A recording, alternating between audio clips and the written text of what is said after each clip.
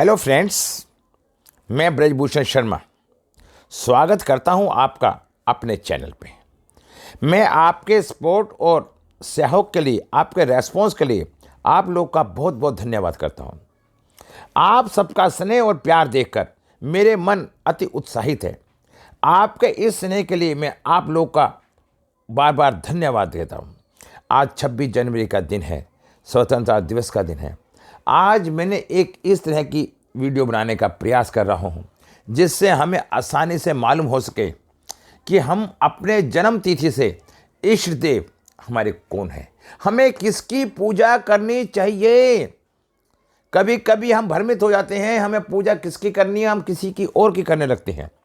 उस पूजा के बाद मैं आपको उस इष्ट देव से संबंधित उपायों के बारे में भी बताऊंगा। 1 नंबर से लेके 9 नंबर तक के इष्ट देव की पूजा और उपाय के बारे में विस्तार से वर्णन करूंगा। आज के समय में हर व्यक्ति कहीं ना कहीं किसी ना किसी परेशानी से उलझा हुआ है और यदि हमें उसका ज्ञान मिल जाए तो हमें इससे अच्छा कोई इलाज नहीं है। या किसी भी उत्पन्न हुए छोटे बच्चे का अगर आप सही समय पे नाम बदल लेते हैं तो उस बच्चे का जीवन शुरू से ही एक अच्छा बनेगा और वो बड़ा ऊंचाइयों पे पहुंचेगा।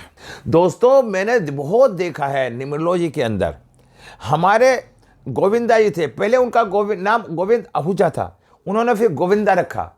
एक राजकुमार थे जी थे, उन्होंने राजकुमार राय अपना नाम रखा। तो ऐसे बहुत कलाकार हैं जिन्होंने अपना नाम बदल के अपने जीवन को सुगम और अच्छा बनाया।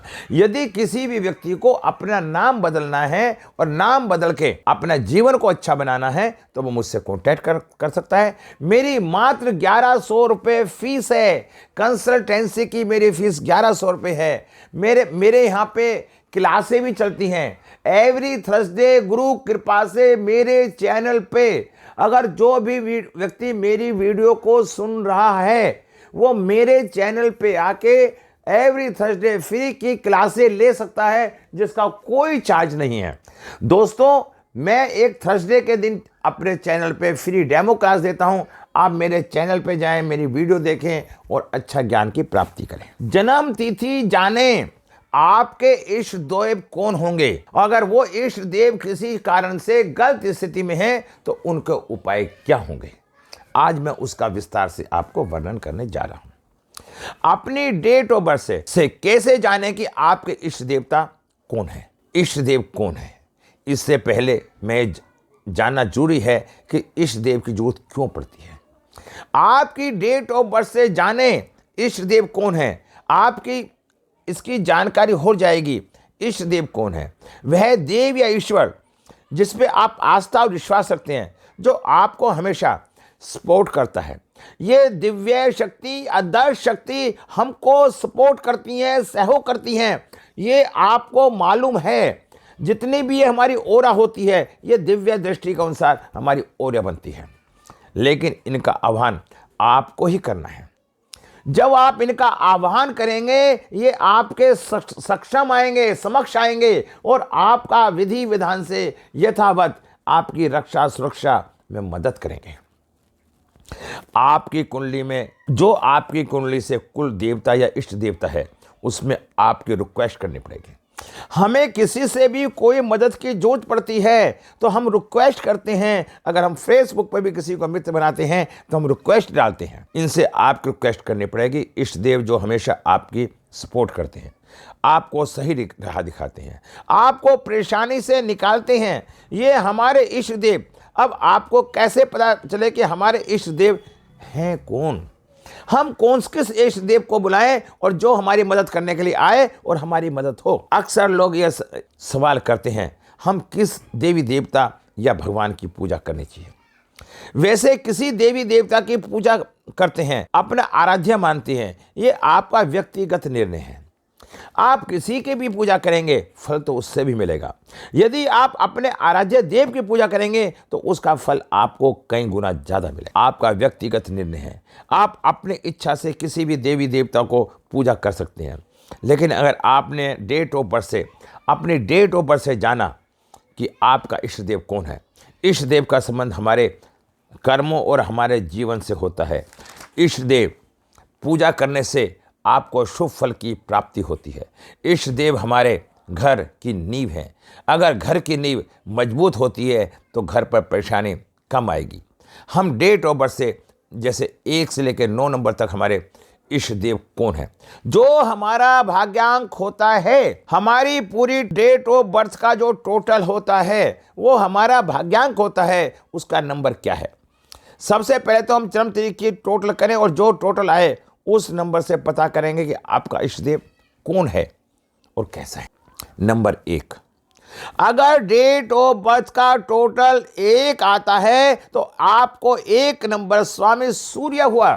दोस्तों, मैं बताना चाहता हूं, जो हमारा घर होता है, जो हमारा पिता होता है, हमारी श्रद्धा और आस्था अपने घर और पिता पे होती है, क्योंकि वो हमारा पिता है।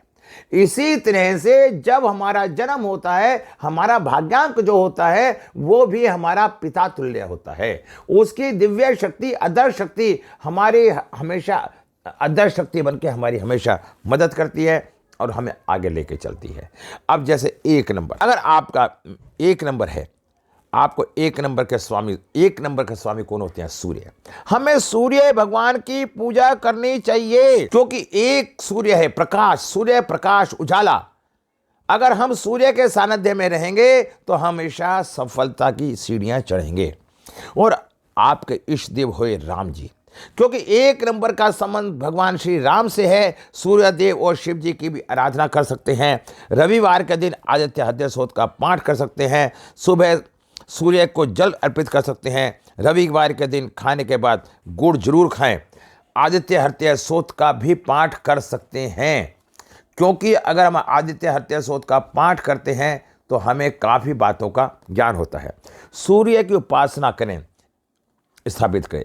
मंगल शनि ग्रह इससे भी ठीक होंगे।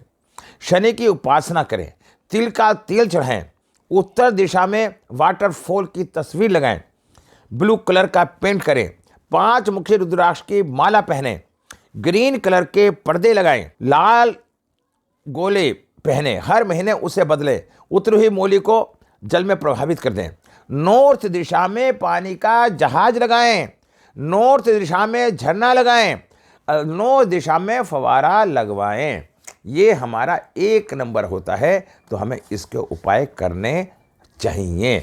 1 नंबर सूर्य का होता है। विष्णु भगवान की पूजा करनी चाहिए, माने के रत्न धारण करना चाहिए, गेहूं का दान करना चाहिए, सूर्य के वैदिक मंत्रों का उपचार करें, बिना जोड़ का सोने का छल्ला अपनी अनामिका उंगली में धारण करें, रविवार को लाल रंग के बैल को गेहूं खिलाएं, घर में देवदार नामक पौधा लगाएं, चंदन या सिंदूर से मेनसिला या देवदार को मिलाकर औषधि बनाएं, गेहूं, गुड़, माणिक्य, कमल का फूल, लाल रंग के वस्त्र, लाल रंग की रोली, केसर ब्राह्मणों को दान करें या जल में प्रभावित करें।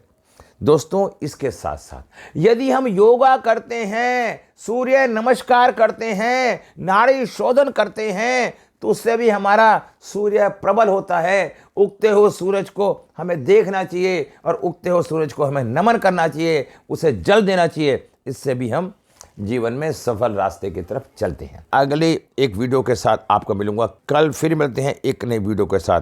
इस वीडियो के साथ मैं आपको कुछ बातें और बताना चाहता हूं। सवाल ये नहीं कि आप कितने सफल हैं, सवाल ये है कि जितने सफल हो सकते थे, क्या आप उतने जीवन में सफल हो पाए हैं? यदि आप सफल नहीं होते, इसके पीछे कारण क्या है? कारण को ढूंढ के अपने को सफल बनाने का प्रयास करें, क्योंकि आप जीवन में बड़ी ऊंचाइयों में पहुंच सकते हैं। मूर्ख होना पाप नहीं, मूर्ख होना और उसका पता ना होना ये सबसे बड़ा पाप है। मूर्खता करने के बाद हमें ज्ञान होना चाहिए कि हम मूर्ख थे नहीं थे। सफलता की खूबियां, सफलता की खुशियां मनाना ठीक है, लेकिन असफलताओं से सबक सीखना अधिक महत्वपूर्ण होता है। कमजोर लोग अपमान का बदला लड़कर लेते हैं, लेकिन समझदार लोग अपमान का बदला सामने वाले को ज्यादा कामयाब बनाकर लेते हैं। जैसे आपकी सोच वैसे आपकी दुनिया। अच्छे अच्छे विचारों को पढ़कर छोड़ देने से जीवन में कोई बदलाव नहीं आता। विचार तभी बदल जाते हैं जब विचारों को जीवन में उतारा जाता है। बातों करने से पेट नहीं भरता दोस्तों, बातों को अपने अमल में लाने से पेट भरता है। अगली वीडियो जो मैं बनाने जा रहा हूं दोस्तों, वो मैं 2 नंबर के बारे में बताऊंगा कि हमें किस इष्ट देवी देवता की पूजा करनी चाहिए, उसके क्या उपाय हैं। तो दोस्तों मैं इसी आशा और विश्वास से आपसे विदा लेता हूं। नमस्कार, जय हिंद।